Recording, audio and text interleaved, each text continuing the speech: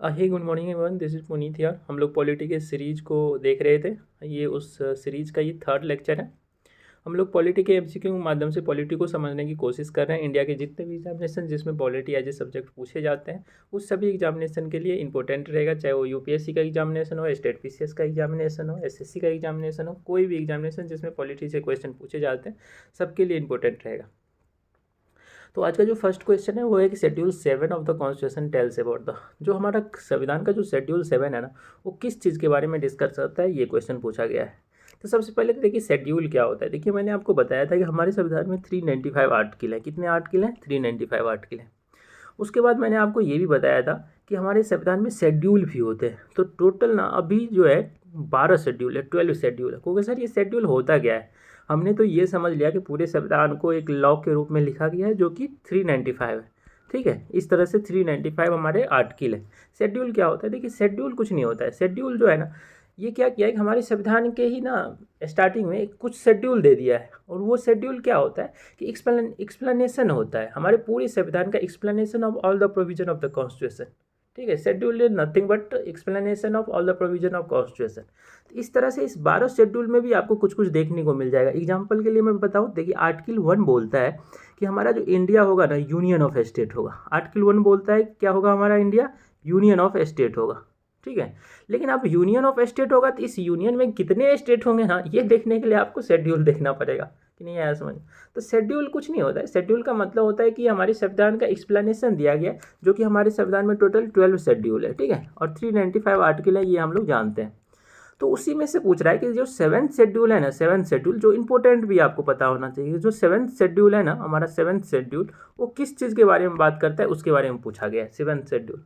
देखिए मैंने आपको बताया था कि 7th शेड्यूल जो है ना, हमारे सेंटर और स्टेट के बीच में, सेंटर और स्टेट के बीच में पावर को डिवाइड करता है, डिवीजन ऑफ पावर के बारे में बात करता है। और मैंने बताया था इसमें 3 लिस्ट है। हमारा शेड्यूल 7 में 3 सब्जेक्ट है।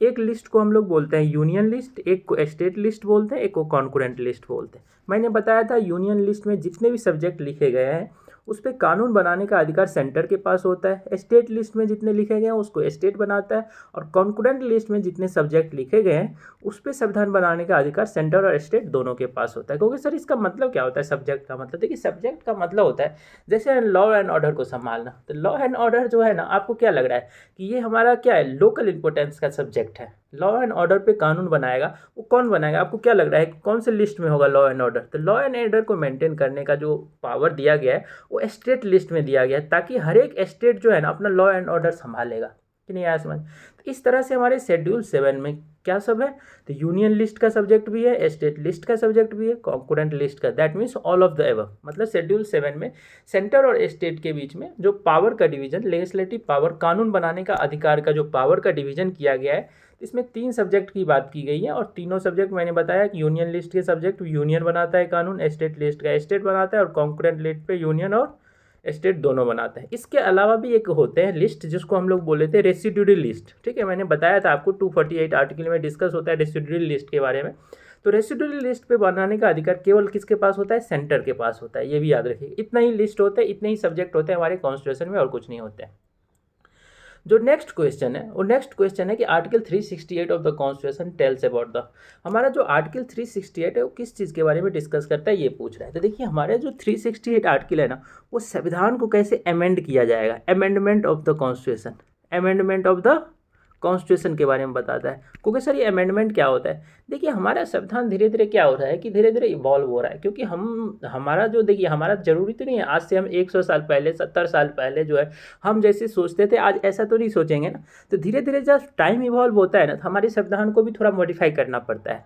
तो उसी को कैसे मॉडिफाई करेंगे ना, उसके बारे में हमारा आर्टिकल 368। तो देखिए 368 लिखा है ऑप्शन में कि procedure to amend the constitution. तो ये सही है, हाँ। जो 368 आर्टिकल में तो यही लिखा गया है कि कैसे संविधान को अमेंड करेंगे, और power to amend the constitution, तो ये भी सही है कि कॉन्स्टिट्यूशन को कैसे जो है अमेंड करेगा, ये पावर किसके पास होगा। ठीक है, तो ये दोनों सही है, इसका मतलब बोथ 1 and 2। देखिए क्या है ना कि शुरू में जो है ना, जब 368 आर्टिकल जब संविधान बना था ना, तो केवल उसमें पहला ही दिया था procedure to amend the constitution. तो इस पर एक केस चला गया सुप्रीम कोर्ट के पास कि सर इसमें तो केवल प्रोसीड्यूर दिया है, तो इसका मतलब केवल कैसे अमेंड करना है यही दिया हुआ है। तो अमेंड करना कैसे है ये बस दिया हुआ है और कौन करेगा ये नहीं लिखा हुआ है। तो फिर बाद में जो है एक अमेंडमेंट किया गया, कॉन्स्टिट्यूशन में अमेंड किया गया और उसमें पावर वर्ड भी जोड़ा गया, ठीक है। तो इस तरह से ये दोनों आज के टाइम में 368 आर्टिकल में ये दोनों लाइन लिखा हुआ है, procedure and power to amend the constitution, ठीक है। अब ये अमेंड कैसे करते हैं? कॉन्स्टिट्यूशन को अमेंड करने के लिए आपको पता होना चाहिए मेजोरिटी जो है स्पेशल मेजोरिटी लगता है, स्पेशल मेजोरिटी। तो मैंने आपको बताया भी था कि स्पेशल मेजोरिटी से बिल को पास करना पड़ता है। स्पेशल मेजोरिटी का मतलब होता है 2/3 of present and voting MP, मतलब कि जो प्रेजेंट वोटिंग एमपी है वो होगा या फिर 2/3 ऑफ मेंबरशिप, ये दोनों स्पेशल मेजोरिटी के कैटेगरी में आते हैं, ठीक है। स्पेशल मेजोरिटी दो तरह के, तो जो मैंने पिछले क्लास में बताया आपको। तो आर्टिकल 368 जो है डिस्कस करता है procedure and power to amend the constitution, ठीक है। तो इसका आंसर बोथ 1 और 2 सही होगा, ठीक है। नेक्स्ट क्वेश्चन जो है वो बताता है कि article 352 of the constitution describe about the, कह रहा है कि आर्टिकल 352 जो है ये किसके बारे में डिस्क्राइब करता है। तो देखिए 3 इमरजेंसी है हमारे कॉन्स्टिट्यूशन में। हमारे कॉन्स्टिट्यूशन में 3 इमरजेंसी का डिस्कस किया गया है। पहला इमरजेंसी का नाम है नेशनल इमरजेंसी, दूसरा इमरजेंसी का नाम है स्टेट इमरजेंसी, इसी को हम लोग प्रेसिडेंट रूल भी बोलते हैं या फिर कॉन्स्टिट्यूशनल इमरजेंसी भी बोलते हैं, ठीक है। और जो लास्ट इमरजेंसी है वो फाइनेंशियल इमरजेंसी, ठीक है। तो एक नेशनल इमरजेंसी, एक स्टेट इमरजेंसी, एक फाइनेंशियल इमरजेंसी, ये इमरजेंसी आज तक हमारे देश में नहीं लगा है, ठीक है। तो आर्टिकल 352, 356 और 360, देखिए ध्यान से, इसमें 352, इसमें 4 जोड़िएगा 356 और इसमें 4 जोड़िएगा 360। ये तीनों आर्टिकल ऐसे ही याद रखिए आप कि नेशनल इमरजेंसी के बारे में 352 बोलता है, स्टेट इमरजेंसी जिसको हम लोग प्रेसिडेंट रूल बोलते हैं उसके बारे में 356 बोलता है और फाइनेंशियल इमरजेंसी के बारे में 360 बोलता है। तो क्वेश्चन पूछा है कि 352 जो आर्टिकल है वो किस चीज़ के बारे में तो डिस्कस करता है, तो नेशनल इमरजेंसी के बारे में डिस्कस करता है। तो याद रखना है कि नेशनल इमरजेंसी के बारे में जो डिस्कस करता है वो आर्टिकल हमारा 352 है, ठीक है। जब इसमें 4 जोड़ते हैं तो स्टेट इमरजेंसी आता है जिसे हम लोग प्रेसिडेंट रूल भी बोलते हैं। आप देखे होंगे कि स्टेट में प्रेसिडेंट रूल लग जाता है। एक क्वेश्चन यहाँ से और भी पूछता है कि कौन सा स्टेट था जिसमें सबसे पहले प्रेसिडेंट रूल लगाया गया था, ठीक है। तो ये भी ध्यान रखना है कि जो कौन सा स्टेट था जो सबसे पहले प्रेसिडेंट रूल लगा था, तो वो स्टेट का नाम था पंजाब। पंजाब स्टेट जो था फर्स्ट स्टेट था जहाँ पे प्रेसिडेंट रूल लगा था, ठीक है, पंजाब स्टेट। तो ये क्वेश्चन पूछा जाता है एग्जाम में। तो इस क्वेश्चन का जो आंसर था वो था नेशनल इमरजेंसी। हमारा जो कॉन्स्टिट्यूशन है 352 जो है आर्टिकल 352 जो है नेशनल इमरजेंसी के बारे में डिस्कस करता है, ठीक है। और ये जो है स्टेट इमरजेंसी ये 356 आर्टिकल के बारे में, फाइनेंशियल इमरजेंसी 360 के बारे में डिस्कस करता है, ठीक है। आगे आपको समझ में। तो नेक्स्ट क्वेश्चन पे चलते हैं हम लोग। नेक्स्ट क्वेश्चन बता रहा है कि जो आर्टिकल 3 ऑफ द कॉन्स्टिट्यूशन है ना, tells about the power of parliament to क्या करने का, मतलब जो हमारा आर्टिकल 3 है, जो आर्टिकल 3 ये कह रहा है वो किस चीज़ के बारे में डिस्कस करता है। तो ऑप्शन देखिए लिखा हुआ है कि change the name of the state, state का नाम चेंज करने का, एरिया चेंज करने का या बाउंड्री चेंज करने का स्टेट का।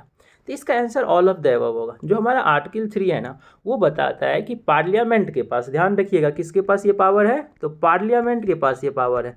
पार्लियामेंट के पास ये पावर है कि वो किसी भी स्टेट का क्या सब चेंज कर सकता है, तो उसका नाम चेंज करता है, उसका एरिया चेंज कर सकता है और उसका बाउंड्री चेंज करता है। ये तीनों चीज़ बिना उससे परमिशन लिए या उसे बता करके, जरूरी नहीं है उसे बताना, ये कर सकता है कौन, पार्लियामेंट कर सकता है किसी भी।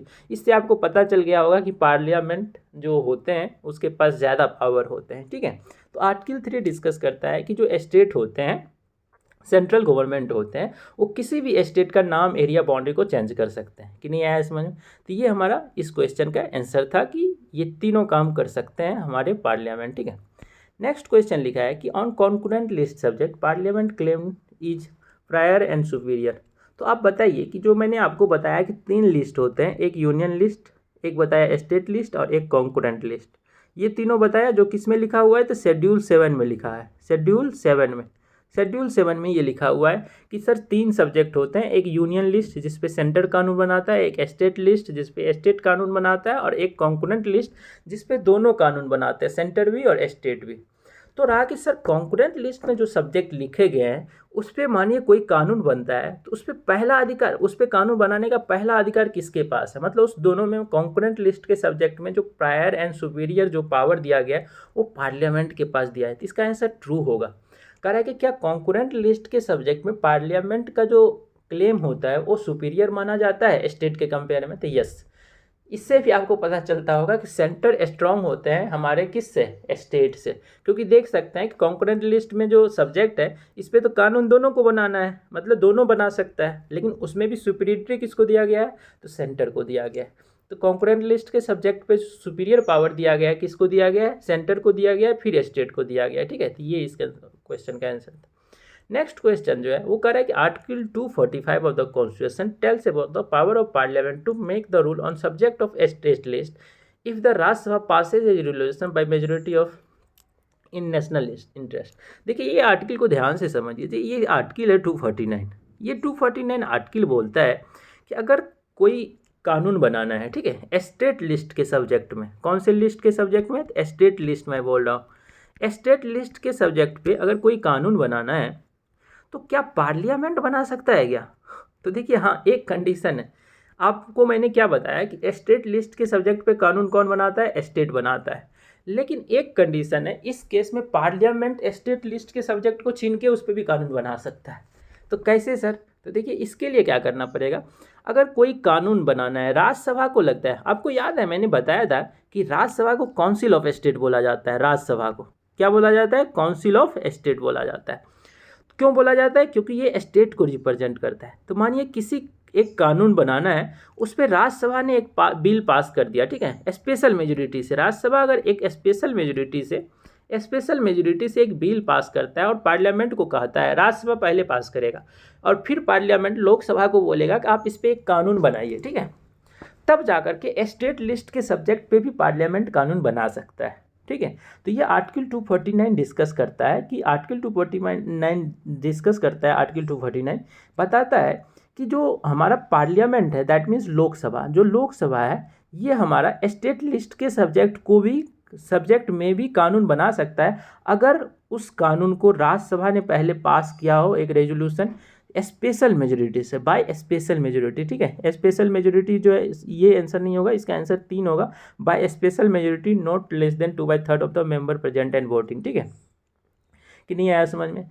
249 आर्टिकल बताता है कि जो लोकसभा होते हैं, जिसको हम लोग पार्लियामेंट बोलते हैं, जहाँ पे हमारा council of minister headed by prime minister बैठे रहते हैं, वो स्टेट लिस्ट के सब्जेक्ट पे भी कानून बना सकता है अगर राज्यसभा परमिशन दिया हो तो। राज्यसभा परमिशन कैसे देगा? तो राज्यसभा सबसे पहले जिस पे कानून बनाना है उस बिल को जो है 2/3 मेजोरिटी से उसे पास करेगा, दैट मीन्स स्पेशल मेजोरिटी से पास करेगा।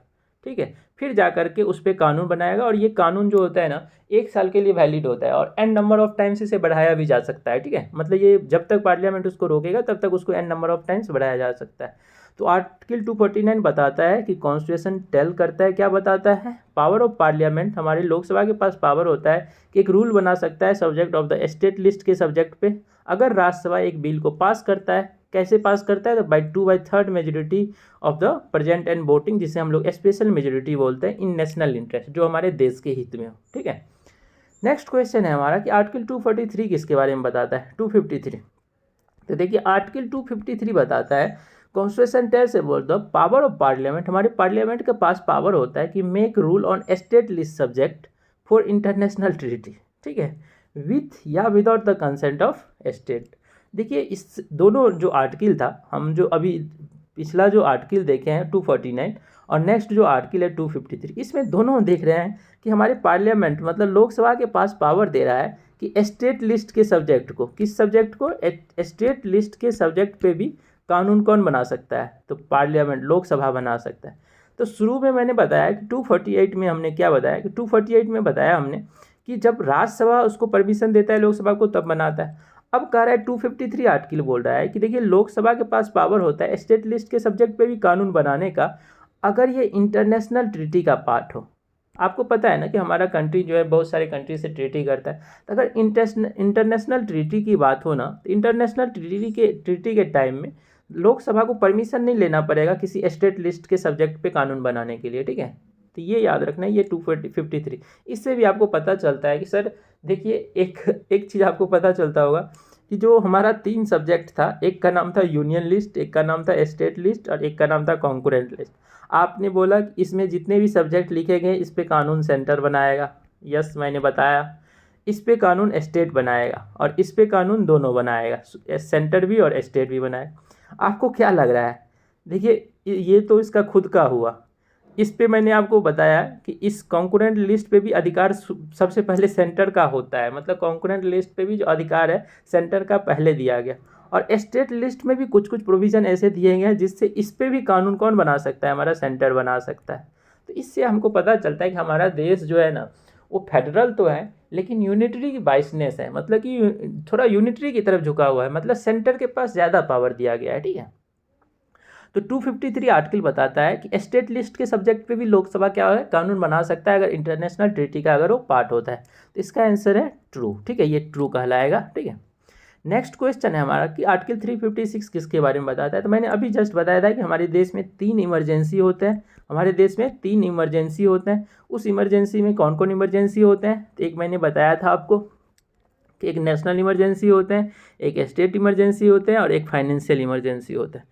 मैंने आपको बताया था कि ये 352 होते हैं, ये 356 होते हैं और ये 360 होते हैं। 4 ऐड कीजिएगा तो आपको आगे वाला मिलते जाएगा इमरजेंसी। तो ये 356 बोला है, 356 को हम लोग स्टेट इमरजेंसी बोलते हैं। तो देखिए 4 तो आंसर वैसे ही सही है। मैंने बताया था स्टेट इमरजेंसी को ही हम लोग प्रेसिडेंट रूल बोलते हैं। आप देखे होंगे किसी भी स्टेट में जब रूल इमरजेंसी लगता है ना वहाँ पे प्रेसिडेंट का शासन हो जाता है, इसीलिए उसे हम लोग प्रेसिडेंट रूल बोलते हैं। इसे कॉन्स्टिट्यूशनल इमरजेंसी बोलते हैं। तो हाँ ये भी बोलते हैं। क्यों बोलते हैं, देखिए किसी भी स्टेट में, मानिए कि बिहार एक स्टेट है, वहाँ पे इमरजेंसी लगाना है, वहाँ इमरजेंसी क्यों लगाएगा, सेंट्रल गवर्नमेंट लगाता है इमरजेंसी, तो क्यों लगाएगा, जब तक वहाँ पे कॉन्स्टिट्यूशन को कुछ उन्होंने क्या किया है, अवॉइड बाय नहीं किया है। कॉन्स्टिट्यूशन को अगर वो अनफॉलो करेंगे ना, कॉन्स्टिट्यूशन को अगर कुछ उल्लंघन करेंगे ना, तब जाकर के वहाँ पे इमरजेंसी लगता है। इसीलिए इस इमरजेंसी को कॉन्स्टिट्यूशनल इमरजेंसी भी बोला जाता है। और जब ये इमरजेंसी लग जाता है ना, तो यहाँ के इस स्टेट का, मानिए बिहार स्टेट में इमरजेंसी लगा, तो इस स्टेट का जितने भी लेजिस्लेटिव पावर होते हैं ना, ये सब पावर किसके पास चले जाते हैं, तो पार्लियामेंट के पास चले जाते हैं कि नहीं है इसमें। तो ये जो आंसर है लिखा है कि power of parliament to assume legislative control of the state, मतलब पार्लियामेंट के पास पावर हो जाता है कि ये लेजिस्लेटिव कंट्रोल, पूरे स्टेट का लेजिस्लेटिव कंट्रोल को देखने, कानून कानून बनाने का सब पावर चला जाता है पार्लियामेंट। इसका answer all of the above होगा। मतलब आर्टिकल 356 ये चारों चीज़ के बारे में बोलता है। मतलब आर्टिकल 356 को प्रेसिडेंट रूल भी बोलते हैं, स्टेट इमरजेंसी भी बोलते हैं, कॉन्स्टिट्यूशनल इमरजेंसी भी बोलते हैं। और जब ये इमरजेंसी लग जाता है ना, तो पार्लियामेंट जो है legislative control of that state, उस स्टेट का लेजिस्लेटिव कंट्रोल जो है अपने हाथ में ले लेता है। ठीक है, नेक्स्ट क्वेश्चन लिखा है कि article 248 of the constitution describe about the, तो 248 आर्टिकल जो है किस चीज़ के बारे में डिस्क्राइब करता है। तो अभी मैंने आपको बताया था कि आर्टिकल 248 जो है ये हमारे रेसिड्यूरी लिस्ट के बारे में बताता है। आपको याद है रेसिड्यूरी लिस्ट किसको बोलते हैं, तो हम लोग ने शेड्यूल 7 में देखा था 3 लिस्ट होते हैं जिसपे सभी का कानून बनाने का अधिकार है। अगर इस तीनों लिस्ट में कोई सब्जेक्ट छूट गया है तो उस लिस्ट को हम लोग ने एक अलग सब्जेक्ट नाम दिया, अलग लिस्ट में नाम दिया, जिसे हम लोग रेसिड्यूरी लिस्ट बोले, जिस पे अधिकार किसका होता है, पार्लियामेंट का होता है, मतलब लोकसभा का होता है। ठीक है कि नहीं आया समझ में। तो आर्टिकल 248 बताता है कि जो रेसिड्यूरी लिस्ट का सब्जेक्ट होते हैं उस पे अधिकार किसका होता है, पार्लियामेंट का होता है कि नहीं आया समझ में। पार्लियामेंट का अधिकार होता है रेसिड्यूरी लिस्ट। और रेसिड्यूरी लिस्ट हम बोलते किसको है, तो जो हमारे तीनों लिस्ट में नहीं है, यूनियन लिस्ट, स्टेट लिस्ट और कॉन्करेंट लिस्ट में जो सब्जेक्ट नहीं है उसको हम लोग रेसिड्यूरी लिस्ट बोलते हैं। नेक्स्ट क्वेश्चन है कि article 155 of the constitution describe, ये इंपॉर्टेंट आर्टिकल है। 155 आर्टिकल किसके बारे में डिस्क्राइब करता है, तो ये हमारे स्टेट के गवर्नर के बारे में डिस्क्राइब करता है। गवर्नर जो होता है ना, हर एक स्टेट में बैठे रहते हैं, उनके बारे में डिस्कस करता है हमारा आर्टिकल 155। तो देखिए अपॉइंटमेंट ऑफ गवर्नर जो लिखा है ये इसका आंसर सही है।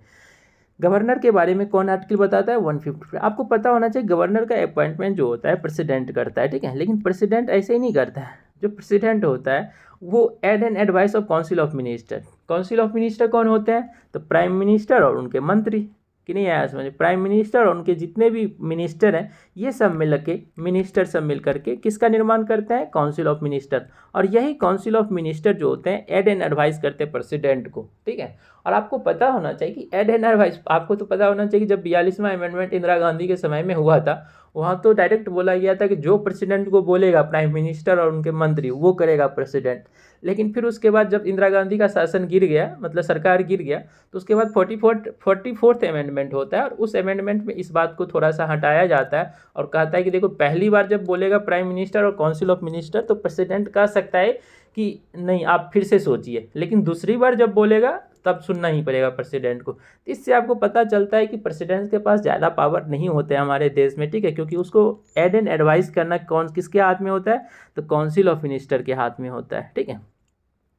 तो 155 गवर्नर के बारे में बताता है और गवर्नर का नियुक्ति प्रेसिडेंट करता है, लेकिन वो गवर्नर ज़्यादातर इन्फ्लुएंस रहते हैं सेंट्रल गवर्नमेंट को। इसीलिए आप हमेशा देखे होंगे कि जिस भी स्टेट में मानिए कि अपोजिशन पार्टी का रूल होता है, जैसे सेंट्रल में बीजेपी है, अपोजिशन पार्टी कहीं कांग्रेस का है, तो वहाँ गवर्नर जो है ना वो क्या करते रहते हैं, हमेशा स्टेट गवर्नमेंट को थोड़ा इन्फ्लुएंस करने की कोशिश करते रहते हैं। जैसे एग्जांपल के केरला स्टेट देख लें, केरला स्टेट में ज़्यादातर जो शासन रहता है वो कम्युनिस्ट पार्टी ऑफ इंडिया का रहता है या कांग्रेस का रहता है। तो वहाँ पे जो अगर बीजेपी सेंट्रल में है ना, तो बीजेपी का जो गवर्नर तो बैठा है कौन, किसका, गवर्नर को वैसे देखिए कहा जाता है इंडिपेंडेंट होते हैं, लेकिन आपको भी पता है उसको प्रेसिडेंट नियुक्त करके भेजा है, तो हमेशा जो है थोड़ा सा वाइटनेस सेंटर की तरफ दिखाएगा ही, ठीक है। तो आर्टिकल 155 बताता है किसके बारे में, अपॉइंटमेंट ऑफ गवर्नर के बारे में बताता है, ठीक है। तो ये याद रखिए। नेक्स्ट क्वेश्चन ये भी याद रखिए, appointment of all India service की बात जो होती है, ऑल इंडिया सर्विस में जितने भी स्टाफ होते हैं उस सब की नियुक्ति के बारे में 312 आर्टिकल बताता है। आर्टिकल 312 जो है 312 जो है ये appointment of all India services के बारे में बताता है, तो ये भी याद रखिए। नेक्स्ट क्वेश्चन है कि अंडर 256 एंड 57, इसके बारे में मैं भी डिस्कस कर चुका हूँ। ये दोनों आर्टिकल में क्या है कि 256 एंड 257 ये दोनों आर्टिकल में बताता है कि पार्लियामेंट जो है ना स्टेट गवर्नमेंट को ऑर्डर देगा, मैं बोल रहा हूँ ऑर्डर देने का मतलब कि जो बता रहा है वो करना ही पड़ेगा, नहीं करेगा तो स्टेट गवर्नमेंट को गिरा देगा सेंट्रल गवर्नमेंट, ठीक है। इस दोनों आर्टिकल में सेंट्रल गवर्नमेंट स्टेट गवर्नमेंट को ऑर्डर देते हैं कि आप रेलवे प्रॉपर्टी को रक्षा कीजिएगा और मीन्स ऑफ कम्युनिकेशन के जो माध्यम है इस दोनों की रक्षा कीजिएगा। तो इसका आंसर बोथ 1 और 2 है, ठीक है। तो 256 एंड 57 बताता है रेलवे प्रॉपर्टी और मीन्स ऑफ कम्युनिकेशन को स्टेट गवर्नमेंट को क्या करना है, रक्षा करना है। और ये ऑर्डर किसने दिया है, सेंट्रल गवर्नमेंट ने दिया है। किसको दिया है, स्टेट गवर्नमेंट को दिया है, और इसको मानना पड़ेगा, नहीं मानेगा तो सरकार गिर जाएगा, ठीक है, स्टेट गवर्नमेंट का। ये हमारा 256 एंड 57 बोलते। इससे भी आपको पता चलता होगा कि हमारा सेंट्रल गवर्नमेंट पावरफुल होते हैं। नेक्स्ट क्वेश्चन है विच इज या are true about the asymmetrical federation. मैंने इसका चर्चा किया था कि एसिमेट्रिकल फेडरेशन किसको बोलते हैं। तो सबसे पहले तो आपको ये पता होना चाहिए कि फेडरेशन किसको बोलते हैं। फेडरेशन में मैंने बताया था कि एक स्टेट गवर्नमेंट और एक सेंट्रल गवर्नमेंट होते हैं। मानिए हमारे ऊपर में सेंट्रल गवर्नमेंट है, नीचे में स्टेट गवर्नमेंट। अगर इस दोनों के पास पावर है, दोनों के पास अपना अपना पावर है, तो उसे हम लोग बोलते हैं फेडरेशन। जैसे अमेरिका में होता है, अमेरिका में क्या होता है कि अमेरिका में 50 स्टेट है, ठीक है। तो वहाँ 50 स्टेट जो है ना, मानिए जितने भी स्टेट हैं सबका अपना अपना कॉन्स्टिट्यूशन है, सबका अपना अपना सुप्रीम कोर्ट है, और एक कंट्री का भी है। और इसका जो कानून है इसमें हस्तक्षेप करने का अधिकार वहाँ के सेंट्रल गवर्नमेंट का नहीं है। मतलब जितने भी स्टेट हैं उसमें कोई भी चीज़ इंटरफेयर नहीं करेगा सेंट्रल गवर्नमेंट वहाँ का, ठीक है। इसको बोलते हैं ट्रू फेडरलिज्म, ठीक है कि नहीं है इसमें। मतलब कि फेडरलिज्म में होता क्या है कि सेंट्रल गवर्नमेंट और स्टेट गवर्नमेंट दोनों पैरेलली काम करते हैं। दोनों एक दूसरे का कोई बड़ा छोटा नहीं होता है, दोनों का काम होता है, अपना अपना काम होता है कि नहीं है। इसको ट्रू फेडरलिज्म, लेकिन हमारे इंडिया में नहीं है। आपको मैंने बहुत सारा एग्जांपल बता दिया जिसमें मैं आपको बता रहा था कि सेंट्रल ज़्यादा स्ट्रांग होते हैं स्टेट से, ठीक है। तो इसी अभी हमारे देश में तो नहीं हुआ ना, हमारे देश में तो ट्रू फेडरलिज्म इसको नहीं बोलेंगे। जैसे देखिए हमारे राज्यसभा को देखिए, इस राज्यसभा में मैंने आपको बताया कि राज्यसभा को हम लोग क्या बोलते हैं, तो काउंसिल ऑफ स्टेट बोलते हैं। क्या बोलते हैं, काउंसिल ऑफ स्टेट। क्यों बोलते हैं सर इसको काउंसिल ऑफ स्टेट? इसीलिए बोलते हैं क्योंकि इसमें राज्यसभा में जो लोग बैठे हुए हैं ना, जो एमपी बैठे हुए हैं, ये एमपी हमारे स्टेट को रिप्रेजेंट कर रहा है, हर एक स्टेट को रिप्रेजेंट करता है। तो आप मुझे बताइए कि भारत में जो अगर 28 स्टेट हैं और बहुत सारे यूटी हैं, क्या 28 स्टेट का जो राज्यसभा में जो लोग बैठे हुए हैं क्या हर एक स्टेट से इक्वल हैं? क्या रिप्रेजेंटेशन हर एक स्टेट से इक्वल है? तो कहोगे सर नहीं सर, यूपी का ज़्यादा एमपी होता है, बिहार का थोड़ा कम एमपी होता है, बंगाल का थोड़ा ज़्यादा होता है, महाराष्ट्र का थोड़ा ज़्यादा होता है। तो इसका मतलब हुआ कि सर हमारे रिप्रेजेंटेटिव भी वहाँ पे सेम नहीं है। लेकिन यूएसए में ऐसा नहीं होता है। यूएसए में अगर 50 स्टेट है ना, सभी का इक्वल रिप्रेजेंटेशन होता है अपर हाउसेज में। हमारे यहाँ नहीं होता है। हमारे यहाँ राज्यसभा में हर एक स्टेट का एज पर पॉपुलेशन, वहाँ के पॉपुलेशन क्या है उसके अकॉर्डिंग हमारे राज्यसभा में उसका रिप्रेजेंटेशन होता है। इसी को कहा जाता है क्या, कैसा federalism? Asymmetrical federalism, unequal representation of state in Rajya Sabha. तो ये सही है कि राज्यसभा में रिप्रेजेंटेशन जो है ना, हर एक स्टेट का सेम नहीं है, हर एक स्टेट का अलग अलग है as per the population of that state. साथ ही साथ अगर देखेंगे तो इस राज्यसभा में देखिए कि 12 लोग अपने आप कहीं से आकर के आ गए। ये जो 12 लोग हैं जिसको प्रेसिडेंट ने नियुक्त किया, ये लोग अपने आकर के यहाँ पे बैठ गए। तो ये भी किसको, इसको फेडरलिज्म थोड़े बोलते हैं। फेडरलिज्म का मतलब होता है कि हर एक स्टेट के पास सेम रिप्रेजेंटेशन हो, तो इसको फेडरलिज्म नहीं बोलते हैं। मतलब ये 12% जो आ गया ये भी अपने आप आ गया, ये भी हमारा एसिमेट्रिकल फेडरेशन बनाता है। मतलब सिमेट्रिक फेडरेशन मतलब समान रिप्रेजेंटेशन, एसिमेट्रिकल रिप्रेजेंटेशन का मतलब हुआ, एसिमेट्रिकल फेडरलिज्म का मतलब हुआ unequal representation of the state. तो ये 12% तो एक अपने आप आ गया। एक ऊपर से जो है हम स्टेट को पॉपुलेशन के आधार पे उसको सीट दिए हैं राज्यसभा में, ठीक है, जैसे बिहार के पास 16 सीट है। तो ये दोनों इसका आंसर सही है, मतलब बोथ 1 और 2 इसका आंसर होगा। कि एसिमेट्रिकल फेडरेशन का मतलब होता है unequal representation of state in Rajya Sabha and 12 nominated member in Rajya Sabha also form the asymmetrical federation. कि नहीं आया समझ? जो नेक्स्ट क्वेश्चन है वो बता रहा है कि which was the first country to implement separation of power. क्योंकि सर ये सेपरेशन ऑफ पावर क्या होता है? देखिए सेपरेशन ऑफ पावर होता है, मैंने आपको बताया था कि गवर्नमेंट के 3 ऑर्गन होते हैं। हमारे गवर्नमेंट जो होते हैं उसके 3 ऑर्गन होते हैं। एक का नाम है लेजिस्लेटिव, एक का नाम है एग्जीक्यूटिव और एक का नाम है जुडिशियरी। एक का नाम क्या है? जुडिशियरी।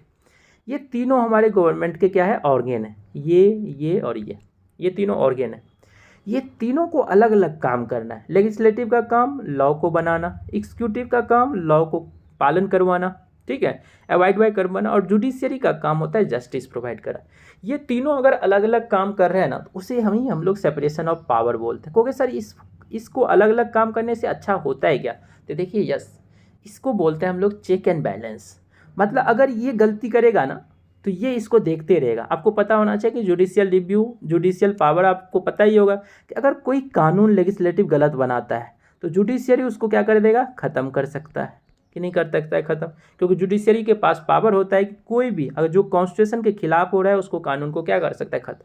अगर मानिए एग्जीक्यूटिव कुछ गलत ढंग से जो है कानून को पालन करवा रहा है, गलत चीज़ कुछ कर रहा है, जैसे आप हमेशा देखे होंगे उत्तर प्रदेश में हमेशा ये जो है सुनने को मिलता है कि यहाँ के स्टेट गवर्नमेंट ने बुलडोजर चला देता है, लोगों के घर पे बुलडोजर चला देता है। अगर एग्जीक्यूटिव भी कुछ गलती करेगा ना तो जुडिशियरी उसको रोक देगा, कहेगा कि नहीं आप ये गलत कर रहे हैं। और जुडिशियरी के पास इतना भी पावर होता है किसी सरकार को भी गिरा सकता है। आपको पता होना चाहिए कि इसी तरह इंदिरा गांधी की सरकार में हुआ था। जुडिशियरी ने बोला था, इलाहाबाद हाईकोर्ट ने बोला था इंदिरा गांधी को सरकार गिराने के, इंदिरा गांधी ने नई बात माना और इमरजेंसी लगा दिया, ठीक है। तो सेपरेशन ऑफ पावर का मतलब होता है कि हमारे गवर्नमेंट के जितने ऑर्गन होते हैं ना, ये तीनों अलग अलग काम करें, ठीक है, तीनों अलग अलग काम करें और साथ ही साथ अलग अलग काम करने के साथ एक दूसरे पे नज़र भी रखें। एक दूसरे पे नज़र भी इनको रखना है ताकि क्या हो, चेक एंड बैलेंस का कॉन्सेप्ट बना रहे। मतलब एक दूसरे को देखते रहेगा ना, तो ये गलती करेगा तो ये दोनों देख लेगा, ये गलती करेगा तो ये दोनों देख लेगा।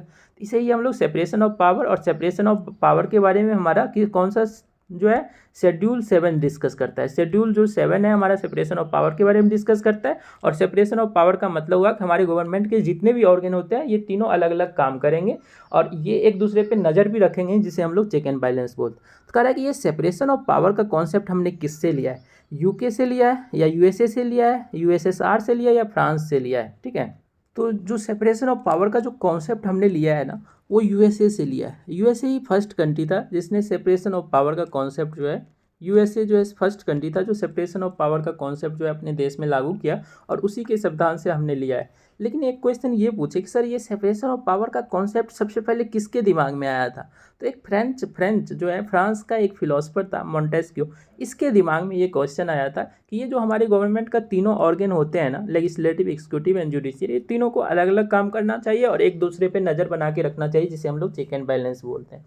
तो ये हमने अपने संविधान में सेपरेशन ऑफ पावर कहाँ से लिया है? तो यूएसए से लिया है, ठीक है। नेक्स्ट क्वेश्चन है हमारा कि जो प्रेसिडेंट होता है is the head of the state, हमारे देश का हेड होता है। तो गुड, हमारे देश का हेड ऑफ द स्टेट पूछेगा तो हेड ऑफ द स्टेट पूछेगा तो हम लोग प्रेसिडेंट कहेंगे। हेड ऑफ द स्टेट कौन कहेंगे? प्रेसिडेंट। लेकिन हेड ऑफ द गवर्नमेंट पूछेगा, अगर हेड ऑफ द गवर्नमेंट पूछेगा ना तो हम लोग को क्या बोलना पड़ेगा? Prime minister. Head of the government prime minister होते हैं, हेड ऑफ द स्टेट हमारा प्रेसिडेंट होता है, ठीक है। तो हमारे प्रेसिडेंट जो होता है हेड ऑफ द स्टेट होते हैं, as well as head of the government होते हैं इन, देखिए ये गलत है। देखिए हमारे दो तरह के गवर्नमेंट होते हैं, सबसे पहले ये याद रखिए। एक होता है parliamentary form of government, parliamentary form of government, और एक होता है presidential form of government, presidential form of government, presidential form of government. ये कहाँ पे होता है? तो ये यूएसए में होता है, और हमारे यहाँ होता है parliamentary form of government, parliamentary form of government होता है, ठीक है, पार्लियामेंट्री फॉर्म ऑफ गवर्नमेंट। तो देखिए हमारे यहाँ क्या होता है, पार्लियामेंट्री होता है। यहाँ पे क्या होता है कि यहाँ पे जो होता है ना, प्राइम मिनिस्टर अलग होते हैं, प्रेसिडेंट अलग होते हैं। प्राइम मिनिस्टर जो होते हैं हेड ऑफ द गवर्नमेंट होते हैं, president head of the state होते हैं। लेकिन जो प्रेसिडेंशियल फॉर्म ऑफ गवर्नमेंट होता है ना, जैसे यूएसए में, तो वहाँ पे जो बाइडेन है ना, वो जो बाइडेन जो है प्रेसिडेंट क्या है, वो प्रेसिडेंट जो है हेड ऑफ द स्टेट भी है और हेड ऑफ द गवर्नमेंट भी है। जो बाइडेन यूएसए में जो है ना, यूएसए में चलता है प्रेसिडेंशियल फॉर्म ऑफ गवर्नमेंट, तो वहाँ पे दोनों होते हैं, मतलब हेड ऑफ द स्टेट भी प्रेसिडेंट होते हैं और हेड ऑफ द गवर्नमेंट भी प्रेसिडेंट होते हैं। तो ये पूछा गया क्वेश्चन है कि president is the head of the state और as well as head of the government, किस फॉर्म में? In form of government. तो याद रखना है कि इसे प्रेसिडेंशियल फॉर्म ऑफ गवर्नमेंट में ऐसा होता है। फिर से मैं बताता हूँ कि देखिए दो तरह के गवर्नमेंट होते हैं, एक होते हैं प्रेसिडेंशियल फॉर्म ऑफ गवर्नमेंट। यहाँ पे प्रेसिडेंट जो होते हैं, प्रेसिडेंट ये दोनों होते हैं, हेड ऑफ द स्टेट भी होते हैं और हेड ऑफ द गवर्नमेंट भी होते हैं। लेकिन पार्लियामेंट्री फॉर्म जो हमारे देश में है, यहाँ पे प्राइम मिनिस्टर केवल हेड ऑफ द गवर्नमेंट होते हैं और प्रेसिडेंट जो होते हैं वो हेड ऑफ द स्टेट होते हैं, ठीक है। अब कहोगे सर यूएसए में ऐसा क्यों होता है? देखिए यूएसए में क्या रूल है मैं आपको बताता हूँ। सबसे पहले यूएसए में जो बाइडेन इलेक्शन लड़ता है, जो बाइडेन जीतता है, प्रेसिडेंट बनता है। तो जो यूएसए में प्रेसिडेंट बनता है ना, जो बाइडेन जो अभी है प्रेसिडेंट, वो अपना जितने भी मंत्री है ना, वो किसी भी लेजिस्लेटिव से नहीं चुनता है। लेजिस्लेटिव मतलब वहाँ जितने भी एमपी चुन करके हुए वहाँ से अपना मंत्री नहीं बनाता है, ये देश में से चूज करते हैं, अपने कंट्री में से, पूरे कंट्री में से प्रेसिडेंट जो बाइडेन का जो भी फेवरेट पर्सन होगा ना, उस सबको चुन करके सभी को मंत्री बनाएगा, ठीक है, जितने भी external affair minister, education minister वगैरह वगैरह। तो आप क्या देख रहे हैं कि ये प्रेसिडेंट जो बाइडेन पे डिपेंड करता है वो किसको मंत्री बनाएगा, और जो इलेक्शन में चुन करके आए वो वहाँ के लोकसभा और राज्यसभा में, मतलब लोअर हाउस अपर हाउस में बैठेगा, कि नहीं आया समझ में, लोअर हाउस और अपर हाउस में बैठेगा। तो ये लेजिस्लेटिव जो होता है ना, एग्जीक्यूटिव का पार्ट नहीं होता है, ये सभी एग्जीक्यूटिव हुआ ना, मैंने आपको बताया था जितने भी मंत्री और वहाँ के जो हेड होते हैं वो एग्जीक्यूटिव कहलाते हैं। तो लेजिस्लेटिव और एग्जीक्यूटिव एक दूसरे से अलग होते हैं, कहाँ पे? यूएसए में होते हैं। लेकिन हमारे यहाँ क्या होता है, हमारे यहाँ इसी लेजिस्लेटिव में से कुछ लोग को निकाल करके एग्जीक्यूटिव बना दिए जाते हैं। आप देखे होंगे कि हमारे एमपी में से ही कुछ एमपी को निकाल करके उसे मंत्री बनाया जाता है। तो दो तरह के गवर्नमेंट होते हैं, एक होते हैं प्रेसिडेंशियल फॉर्म ऑफ गवर्नमेंट जो यूएसए में होता है, और एक होते हैं पार्लियामेंट्री फॉर्म ऑफ गवर्नमेंट जो इंडिया में होता है, कि नहीं आया इसमें। इंडिया वाले में प्राइम मिनिस्टर और प्रेसिडेंट अलग अलग होते हैं, ठीक है, और president prime minister head of the government कहलाते हैं, जो गवर्नमेंट चला रहा है उसका हेड कौन है? प्राइम मिनिस्टर है। और प्रेसिडेंट जो है वो क्या है? हेड ऑफ द स्टेट होते हैं, ठीक है, हेड ऑफ द स्टेट होते हैं। लेकिन एक ही आदमी यूएसए में प्रेसिडेंट जो होगा वही हेड ऑफ द गवर्नमेंट भी होगा, हेड ऑफ द स्टेट होगा, वो होता है किसमें? प्रेसिडेंशियल फॉर्म ऑफ गवर्नमेंट में होता है, ठीक है। नेक्स्ट क्वेश्चन है कि इन पार्लियामेंट्री फॉर्म ऑफ गवर्नमेंट, देखिए आ गया ये क्वेश्चन कि पार्लियामेंट्री फॉर्म ऑफ गवर्नमेंट जो हमारे देश में चलता है, कह रहा है कि इसमें लेजिस्लेटिव और एग्जीक्यूटिव जो होते हैं ये अलग अलग होते हैं क्या? तो नहीं होते हैं। हमारे देश में लेजिस्लेटिव का मतलब कानून बनाने वाला, कानून बनाने का वाले मतलब जो हमारे पार्लियामेंट में लोकसभा में बैठे हुए लोग हैं, तो वहाँ पे जितने भी एमपी बैठे हुए हैं, जितने भी एमपी मानिए जो अभी हम लोग जानते हैं 543 एमपी बैठे हुए हैं, इसी 543 में से एक प्राइम मिनिस्टर और उसके कुछ मंत्री, ये सबको हम लोग बोलते हैं एग्जीक्यूटिव। इसको हम क्या बोलते हैं? एग्जीक्यूटिव। तो ये इसी से निकला है ना, तो लेजिस्लेटिव से ही निकला है कौन? एग्जीक्यूटिव, कि नहीं आया समझ। इसीलिए जो है हमारे इंडिया में पार्लियामेंट्री फॉर्म ऑफ गवर्नमेंट होता है और यहाँ पे लेजिस्लेटिव और एग्जीक्यूटिव एक दूसरे का पार्ट होते हैं। लेजिस्लेटिव से ही एग्जीक्यूटिव निकला है हमारे इंडिया में। तो इसका आंसर फॉल्स होगा कि लेजिस्लेटिव और एग्जीक्यूटिव सेपरेटेड नहीं होते हैं पार्लियामेंट्री फॉर्म में। सेपरेटेड कहाँ होता है? तो यूएसए में, जहाँ पे प्रेसिडेंशियल फॉर्म ऑफ गवर्नमेंट होते हैं, वहाँ पे लेजिस्लेटिव कानून बनाने वाले अलग लोग होते हैं और कानून को पालन करवाने वाले जो बाइडेन और उसके मंत्री होते हैं वो अलग अलग होते हैं। लेकिन हमारे इंडिया में नहीं होते हैं। हमारे इंडिया में प्राइम मिनिस्टर और उनके मंत्री सब जो कानून बनाते हैं, कानून भी बनाते हैं और एग्जीक्यूटिव भी वही लोग कहलाते हैं। नेक्स्ट क्वेश्चन है कि काउंसिल ऑफ मिनिस्टर, जिसकी मैं बात कर रहा था, हेडेड बाय प्राइम मिनिस्टर, ये लोग एग्जीक्यूटिव कहलाते हैं। एग्जीक्यूटिव इसी को बोलते हैं। जितने भी काउंसिल ऑफ मिनिस्टर है एग्जीक्यूटिव किसको बोलते हैं? जितने भी हमारे काउंसिल ऑफ मिनिस्टर हैं और प्राइम मिनिस्टर उसको हेड करते हैं। ये जितने भी लोग हैं ना, मंत्री हैं ये लोग, ठीक है, इनके पास बहुत पावर होते हैं इंडिया में, ये एग्जीक्यूटिव कहलाते हैं। कह रहा है कि ये रिस्पॉन्सिबल होता है, कह रहा है व्हिच ऑफ द पार्लियामेंट। हम जानते हैं हमारे पार्लियामेंट में 2 हाउसेज है, एक को हम लोग बोलते हैं राज्यसभा और एक को बोलते हैं लोकसभा। तो ये जो हमारे यहाँ जो ये एग्जीक्यूटिव पर्सन है ना, जो हमारे प्राइम मिनिस्टर और मंत्री हैं, ये सभी लोग रिस्पॉन्सिबल होते हैं। किसके? राज्यसभा के लिए या राज्यसभा के लिए, लोकसभा के लिए रिस्पॉन्सिबल होता है। तो ये क्वेश्चन पूछा गया है, तो ये होता है इसका लोकसभा के लिए, ठीक है। जो हमारे काउंसिल ऑफ मिनिस्टर और प्राइम मिनिस्टर होते हैं, ये लोकसभा के प्रति जो है रिस्पॉन्सिबल होता है। मतलब कि कोई भी बिल अगर लोकसभा में इनका गिर जाता है ना, तो सरकार ही गिर जाता है, ठीक है। तो याद रखना है कि council of minister headed by prime minister, council of minister headed by prime minister is responsible towards Lok Sabha. Lok Sabha के लिए ये रिस्पॉन्सिबल होते हैं। मतलब इनका कोई भी बिल अगर लोकसभा में गिर जाता है तो सरकार गिर जाएगी, ठीक है। जो नेक्स्ट क्वेश्चन है, कह रहा है कि is preamble part of constitution, क्या हमारे ये कॉन्स्टिट्यूशन का पार्ट है? तो देखिए इसका आंसर अगर आज के परिप्रेक्ष्य में देखा जाए तो यस, हमारा कॉन्स्टिट्यूशन जो है प्रियम्बल जो है हमारे कॉन्स्टिट्यूशन का पार्ट है। शुरू में क्या हुआ था कि एक बेरूबरी केस हुआ था। उस बेरूबरी केस में सुप्रीम कोर्ट ने बोला है भाई देखो प्रियम्बल का कोई ज़रूरत होता नहीं है, इसीलिए ये कॉन्स्टिट्यूशन का पार्ट नहीं होगा। लेकिन फिर सुप्रीम कोर्ट ने केशवानंद भारती केसेज हुआ था, state government of Kerala versus Kesavananda Bharati cases 1973 में हुआ था, और इसमें सुप्रीम कोर्ट ने बोला देखो प्रियम्बल जो है हमारे कॉन्स्टिट्यूशन का पार्ट है, ठीक है। तो ये क्वेश्चन याद रखिएगा कि जो प्रियम्बल होते हैं ना, प्रियम्बल जो आप देखे होंगे कि हमारे कॉन्स्टिट्यूशन के शुरू में लिखा रहता है हम भारत के लोग भारत को एक संपूर्ण प्रभुत्व संपन्न बनाने के लिए, तो ये सब जो है ना प्रियम्बल में है। तो प्रियम्बल जो है हमारे कॉन्स्टिट्यूशन का एक प्रीफेस होता है, जिसको आप देख करके कॉन्स्टिट्यूशन के बारे में समझ सकते हैं कि ये हम एक मतलब 2 मिनट में आप कॉन्स्टिट्यूशन को समझना है तो प्रियम्बल को पढ़ लीजिए, आपको पता चल जाएगा कि हमारा प्रियम्बल कैसा होता है। तो क्या प्रियम्बल हमारे कॉन्स्टिट्यूशन का पार्ट है? तो यस। कौन से जजमेंट में सुप्रीम कोर्ट ने ऐसा बोला था?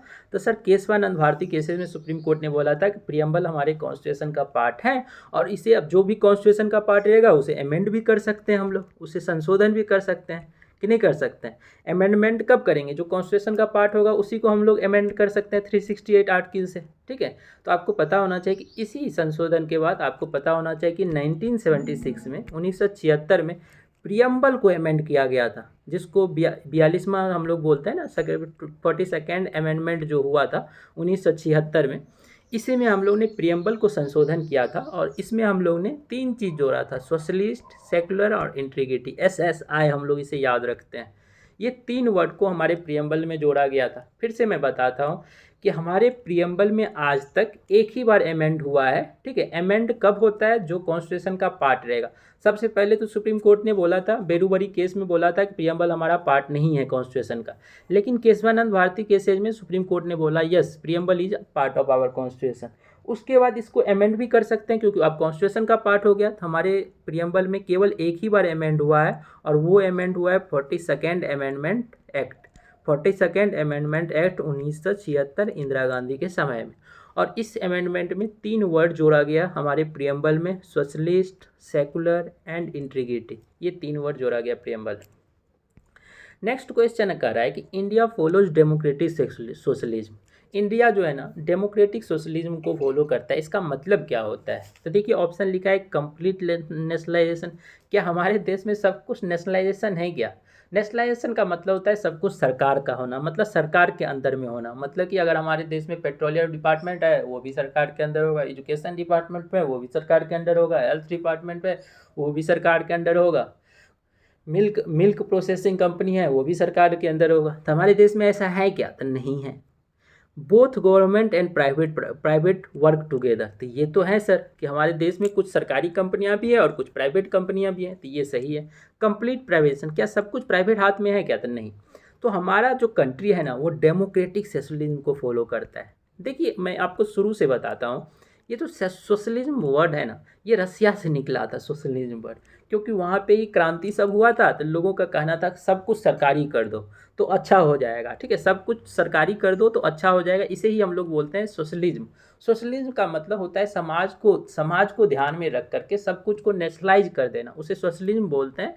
और शुरू शुरू में रसिया को लगता था कि अगर सब कुछ सरकार के कंट्रोल में रहेगा ना तो उससे क्या होगा, देश जल्दी डेवलप होगा, लेकिन ऐसा हुआ नहीं। जब अमेरिका को देखा कि नहीं, वहाँ कैपिटलाइजेशन आ गया, मतलब कि प्राइवेट पार्टी को हाथ में देने से कंपनी सब क्या हुआ, जल्दी जल्दी डेवलपमेंट हुआ।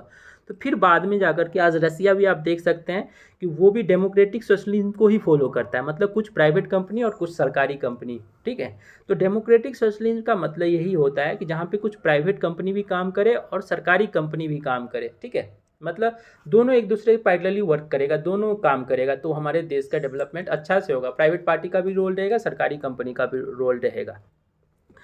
तो डेमोक्रेटिक सोशलिज्म का मतलब समझे ना, सोशलिज्म का मतलब होता है कंप्लीट नेशनलाइजेशन, लेकिन डेमोक्रेटिक सोशलिज्म का मतलब होता है कि सभी को शेयर मिले, मतलब प्राइवेट पार्टी को भी शेयर मिले और गवर्नमेंट पार्टी को भी शेयर मिले, मतलब दोनों का हिस्सेदारी रहेगा, प्राइवेट पार्टी का भी। तो सोशलिज्म और डेमोक्रेटिक हमारा इंडिया फॉलो करता है डेमोक्रेटिक सोशलिज्म, जिसका आंसर होगा answer 2, both government and private work together.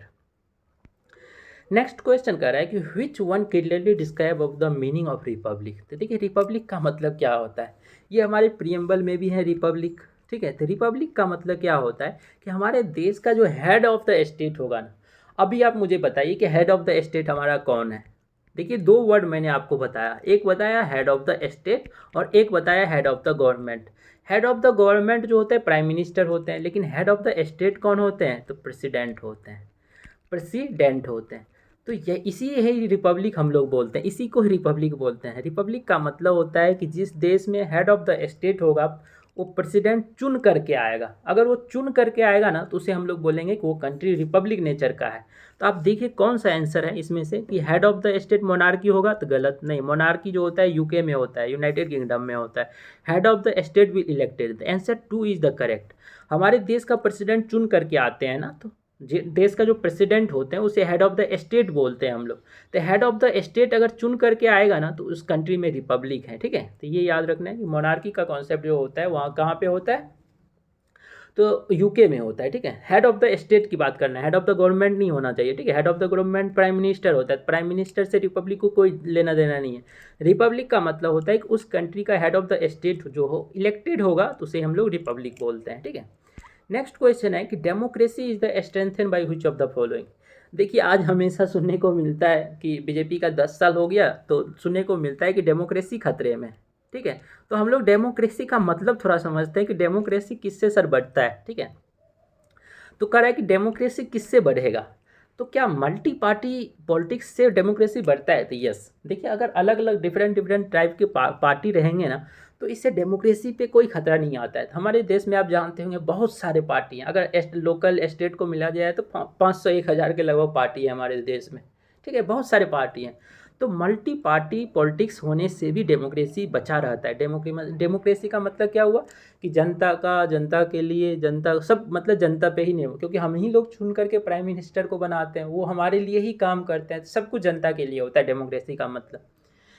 अगर हमारा अपोजिशन कंस्ट्रक्टिव रहता है तो उससे भी हमारा क्या होता है कि हमारा डेमोक्रेसी बचा रहा। अगर अपोजिशन अच्छा रहेगा ना, अपोजिशन अगर मजबूत रहेगा ना, कंस्ट्रक्टिव रहेगा ना, प्रोएक्टिव रहेगा ना, तो उससे क्या होगा कि ये अपोजिशन आवाज़ उठाएगा कि सरकार आप ये गलत कर रहे हो, गवर्नमेंट को बोलेगा ये गलत कर, इससे भी हमारा डेमोक्रेसी बचा रहता है, ठीक है।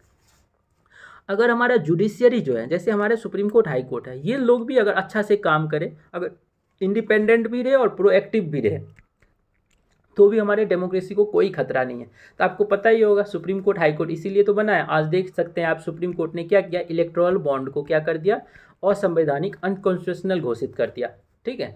तो अनकॉन्स्टिट्यूशनल बोल दिया क्योंकि सुप्रीम कोर्ट को लगा ये गलत है, ये लेजिस्लेटिव ने एक कानून बनाया था जो गलती लगा तो उन्होंने ख़त्म कर दिया। तो हमारे डेमोक्रेसी जो है, अगर जुडिशियरी अच्छा रहता है, जुडिशरी इंडिपेंडेंट रहता है, उससे भी बढ़ता है हमारा, स्ट्रेंथन होता है हमारा डेमोक्रेसी। अगर रिस्पॉन्सिबल मीडिया भी अच्छा रहता है इससे भी बढ़ता है, ठीक है। तो ये हमारा चारों आंसर सही होगा कि डेमोक्रेसी को सर मल्टी पार्टी पॉलिटिक्स से भी बढ़ाया जाता है, कंस्ट्रक्टिव अपोजिशन से, इंडिपेंडेंट जुडिशियरी से, रिस्पॉन्सिबल मीडिया से, और भी बहुत कुछ कह सकते हैं आप कि अगर सोशल मीडिया हो गया, कॉर्पोरेटिव सोसाइटी हो गया, ये सब भी अगर मजबूत रहता है ना तो हमारी डेमोक्रेसी को कोई खतरा नहीं होता। तो हम लोग ने आज लगभग 20 के लगभग एमसीक्यू देखे, अगर उसको टोटल एमसीक्यू मिलाएगा तो बहुत सारा एमसीक्यू हो जाता है। तो आज के वीडियो में इतना ही। Thank you everyone.